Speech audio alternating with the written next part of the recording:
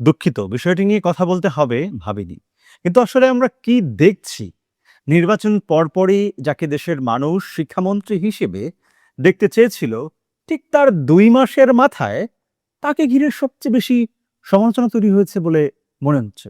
কেন এমন হচ্ছে? শিক্ষামন্ত্রীর সমস্যাটা আসলে কোথায়? এ নিয়েই আজকের পলিটিক্স অ্যান্ড বিয়ন্ড সঙ্গে আছি আমি তরিকুল ইসলাম সৌরভ।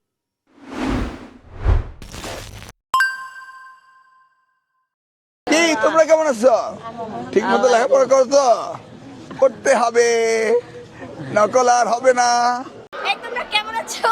পড়াশোনা করতেছো তো? করতে হবে, নকল হবে। শিক্ষামন্ত্রীকে নিয়ে দেখছি স্কুলের বাচ্চারাও নানা কথা বলছে। বিষয়টি প্রথম আমার একটু খারাপই লেগেছিল, ধাক্কা খেয়েছিলাম। পরে মনে হলো, বাহ, এদেশের শিক্ষার্থীরা সমালোচনা করতে শিখছে। ভয়হীনভাবে, নির্ভীকভাবে দেশের শিক্ষামন্ত্রীর বিরুদ্ধেও এরা কথা বলছে এবং গণমাধ্যমও তা প্রকাশ করছে। সমাজ স্থবির হয়ে থাকার বিষয় নয়। তাই ভাবনা চিন্তার এমন বৈচিত্র্যময় প্রকাশে আমার সত্যিকার অর্থেই আনন্দ লাগছে।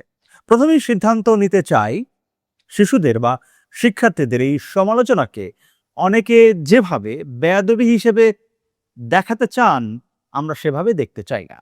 এটিকে আমরা ফ্রিডম অফ এক্সপ্রেশন হিসেবেই দেখতে চাই। এখন প্রশ্ন হলো, সমস্যাটা তাহলে কোথায়?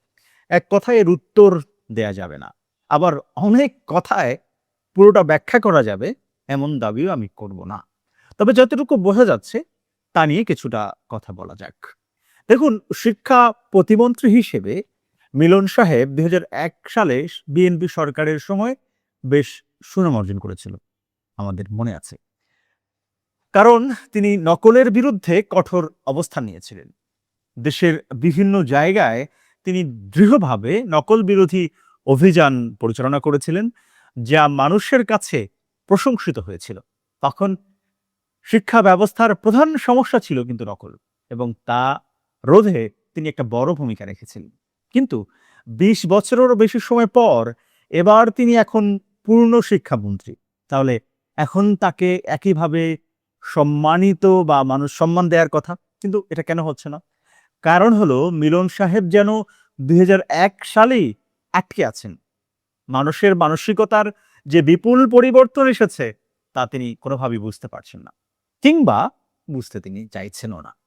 তখনকার শিক্ষার্থীদের ভাবনার কাঠামো আর এখনকার কাঠামো এক নয় কিন্তু। এখন পরীক্ষা হয় সৃজনশীল পদ্ধতিতে, যেখানে নকলের সুযোগ আগের মতো একেবারেই নেই। কিন্তু তিনি এখন নকল রোধে ব্যস্ত। বিষয়টি অদ্ভুত লাগে যখন দেখি শিক্ষামন্ত্রী অপ্রয়োজনীয় বিষয়ে সময় নিচ্ছেন। শিক্ষা ব্যবস্থায় যে গুণগত এবং কাঠামোগত পরিবর্তন প্রয়োজন তা নিয়ে ভাবার বদলে তিনি নকল ধরার বিষয়ে বেশি সময় দিচ্ছেন। ক্লাসরুমে সিসিটিভি বসানোর মতো পদক্ষেপও অনেকের কাছে হাস্যকর বিষয়ে পরিণত হয়েছে। শিক্ষামন্ত্রী এখন এক ধরনের পুলিশিং করছে, পুলিশের ভূমিকা পালন করছে, আর শিক্ষার্থীদের চোর হিসেবে বিবেচনা করা হচ্ছে।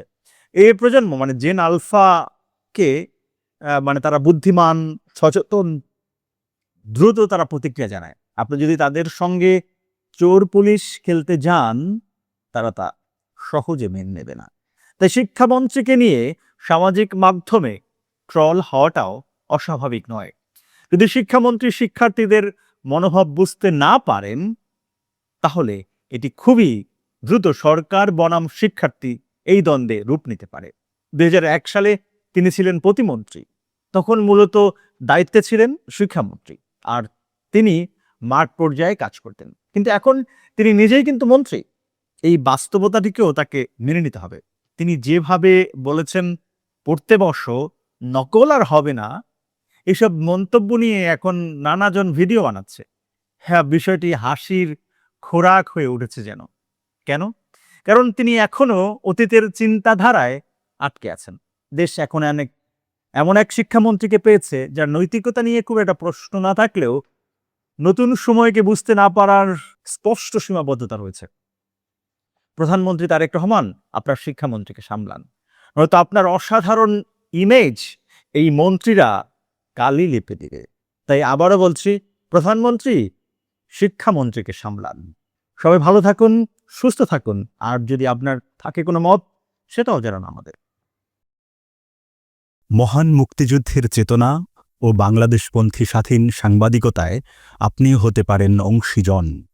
নিউজ হাবের প্রচেষ্টাকে এগিয়ে নিতে সামর্থ্য অনুযায়ী যে কোনো পরিমাণ সহায়তা পাঠাতে পারেন নিচের দেয়া নম্বরে।